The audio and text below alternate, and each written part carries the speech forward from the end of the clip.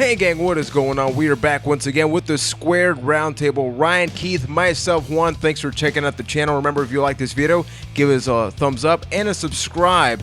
Now, if you look at the title, this is a little different. Usually we talk about something regarding the WWE, but if you look at our channel, odds are you've encountered our top 10 favorite wrestling video games video, which we posted all the way back in April of 2014, guys. That is over a year ago. It feels like 10 years ago, though, right? Yeah, it's quite a while, but one of the cornerstone videos of our channel for sure, and probably one of the most funnest. That's not a word. The Yeah. most fun videos. Fun, yeah. yeah. and probably the most work as well. Absolutely, between recording and everything, and a lot of people like it. But of course, as with any countdown video, there are the controversial opinions or the how could you leave X or Y off this? And that's Oh my exactly God, what we're yeah. here. Yeah, so we have a couple of topics of things regarding the top 10, which it took us quite a while to come up with that list, right? We had like an initial list of like a top 5, but then there were some disputes that we're going to get to. And I think let's actually start with it. So the one game that people have really been asking, there's two, but let's start off with some WCW action. WCW NWO Revenge is not part of our top 10 favorite wrestling video games.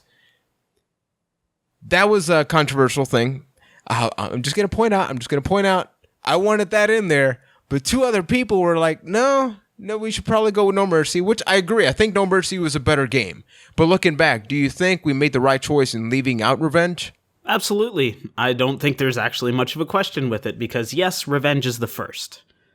But the first doesn't always equal the best because if that were the case, Pro Wrestling for the Nintendo would be our number one video game on the list. It's got the ball rolling, but I don't think it was the best version of said ball. Yeah, I agree. We went with the more refined version of the game. And yeah, sure, we have WrestleMania 19 and DOR on our list. So those are two games. You could argue DOR is a more refined version of WrestleMania 19. But I think there is some unique differences between those two games. And that is why, that argument isn't valid, at least in our opinion, for this list. No, and that's where the criteria comes in, because our first idea was let's just choose our favorite games. But then as we wrote down a list, we figured out, so obviously there's a ton of SmackDown games, but then if this one is better than the previous one, should the previous one even be in the list? And that's where we sort of combine. So it's a combination of lasting appeal, when you sort of go back playing the game. Is it still good? Does it hold the test of time? It's a combination. And you mentioned, Ryan, so Day of Reckoning and 19 are in there, but they're also different games. Like, I can actually go back and play either one of them and have a good time, which is why something like SmackDown 2 is actually on the list, because that game, of course, maybe it's a little outdated, but when you think about the season mode, it had an updated create a wrestler feature. I think it deserves to be there, right? Absolutely. Yeah. I think a lot of the games that we chose really had their own personality to it, even if they were somewhat similar to other games on the list.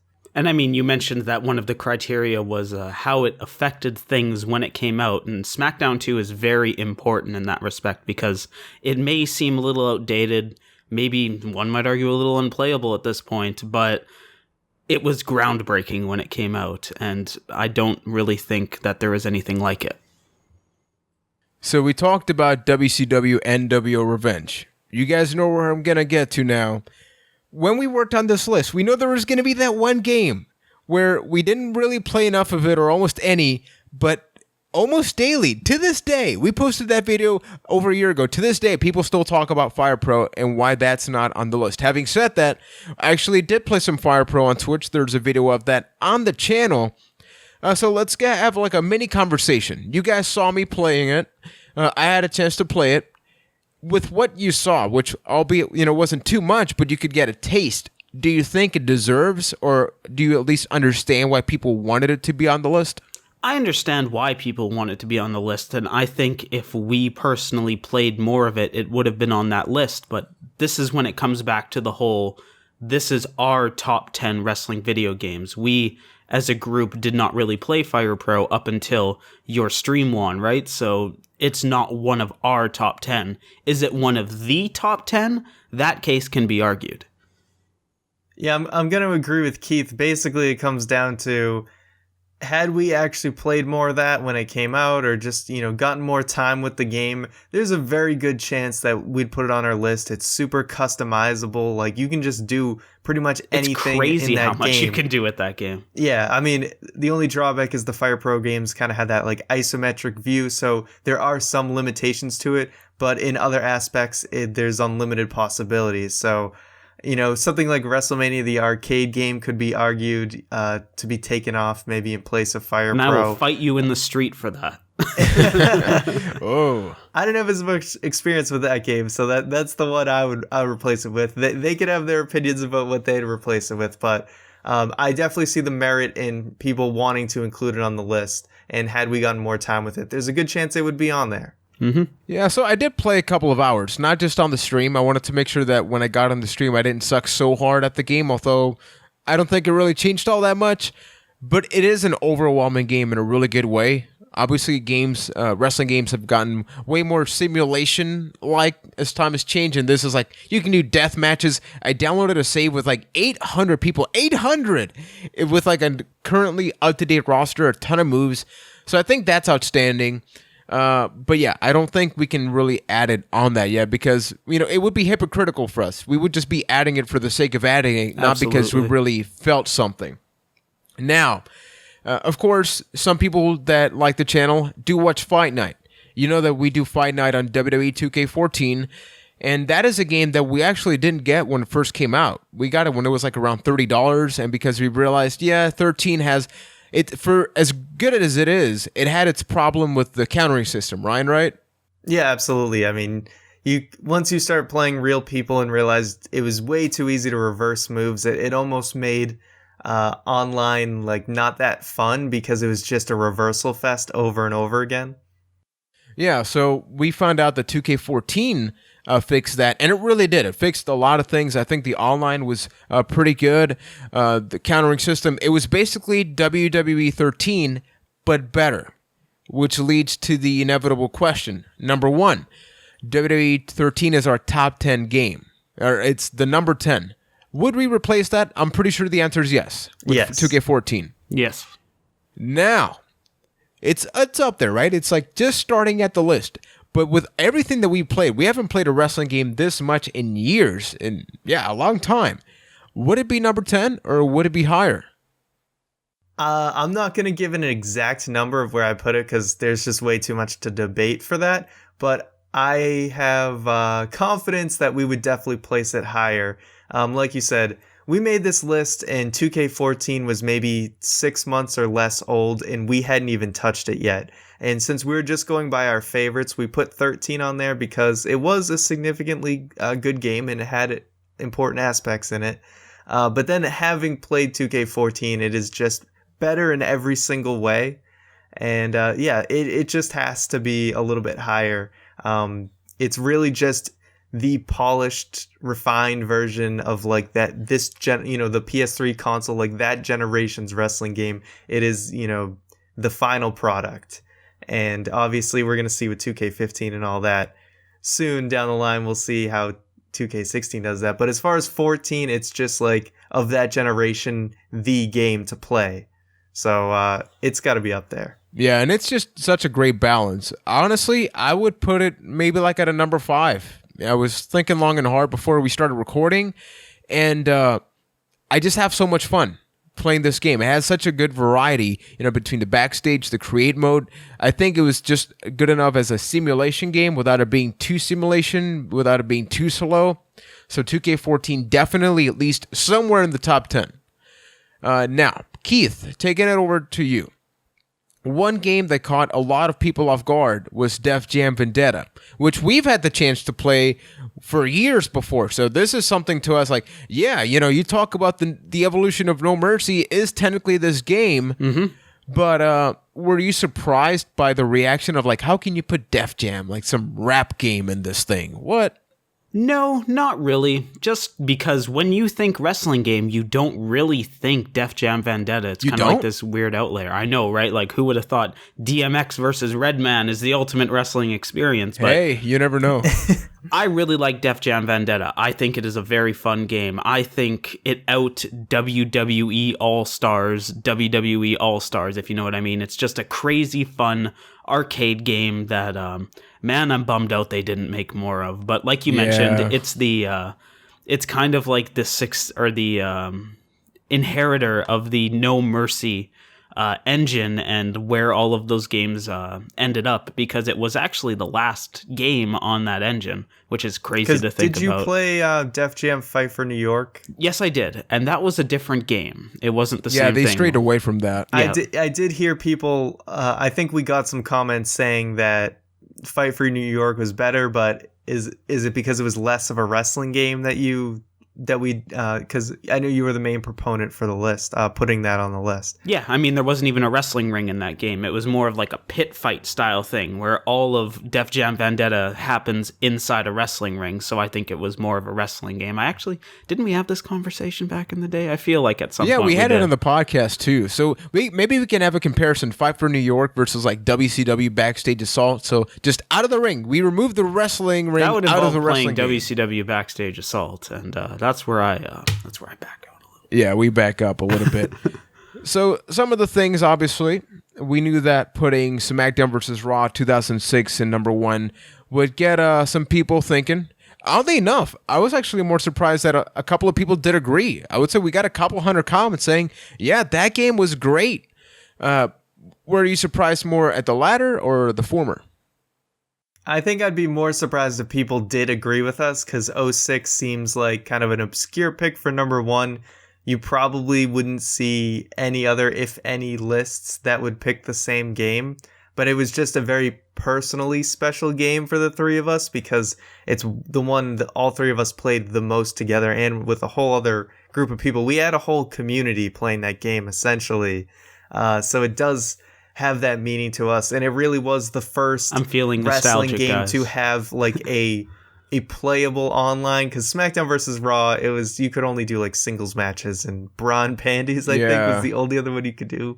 Like that was their choice. Hey, that variety, man. Yeah, but 06 just opened up a whole new world, even if it was shoddily put together. Mm-hmm. No, I agree with you, Ryan. It was a very pleasant surprise that people agreed with us with 06, because it made you feel like, oh, hey, people also love this thing that we love and cherish. Now, yeah, it was great. So we split the role of recording a lot of these games between consoles. I didn't even have a capture card back then. So like for WWE 13, I actually put my tripod in front of the TV and I tried to get as good a shot as possible. Kind of funny. And some of the things you can see a reflection of my window back at the old room that I was at. Now, Keith. Yes. Number 2 was No Mercy. You had the privilege of recording footage for said game, and your response was a little bit controversial. We agreed that it should be number 2 for a variety of reasons, but you felt the game, for a lot of people loved playing it, looking back, but you said it was kind of slow. Yes, that game, I never realized how animation heavy that game is. I thought it was a little bit more of a fast pace, but man, does that game is all animations. Yeah, the whole thing and the punches and that the was beautiful throws and stuff like that. It felt a lot slower than I remembered it. I'm not saying this is exactly a bad thing. That's very distracting, but it wasn't a bad thing. It was just something that was a real like, oh wow, it was an eye opener. And yeah.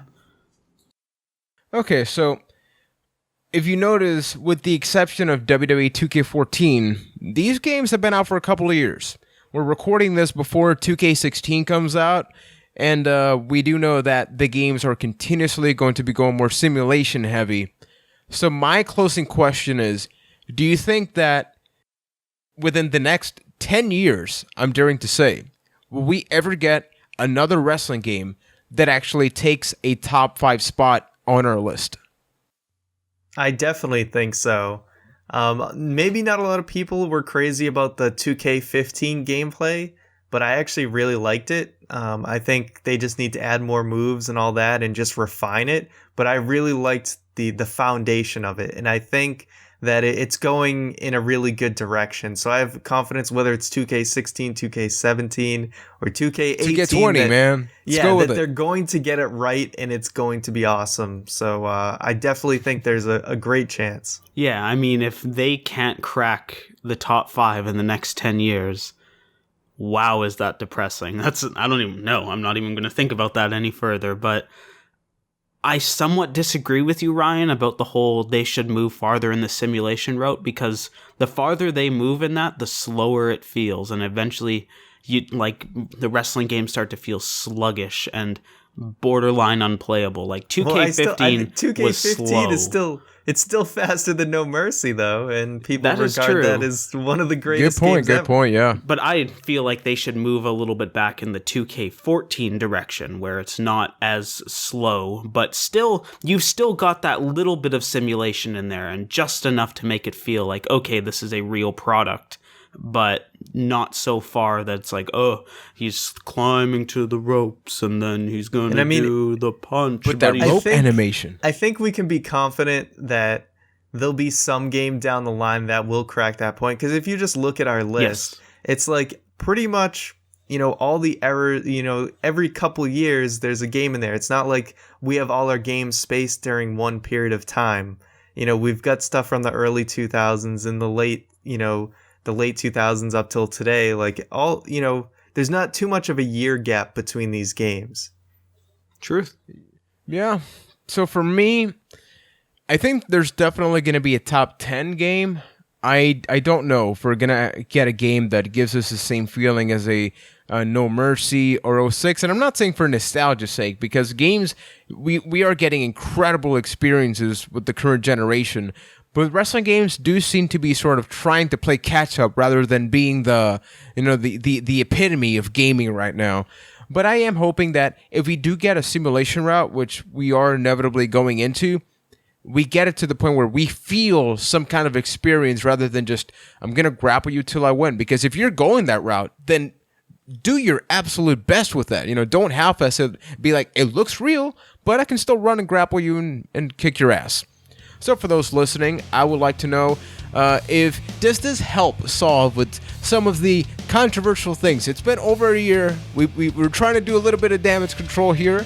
And do you think that 2K16 does have a potential to be in our top 10? Let us know by leaving a comment below. Check out the podcast available every single Tuesday night. 2K16, as of this recording, 2K16 is not out. Yet. It's not out. So if you're asking why 2K16 is not on the list, that is why. Or 2K20, or Fire Pro 3D, 4D, 2K16, 360. And, I'm gonna make a prediction here and say that 2K16 might be a really good game, but from what I've seen, I don't think it would crack the list. Oh, that's my prediction. So that is how we end it. Thank you for watching, hanging out with us, and we will be back with tons more right here on Byte That.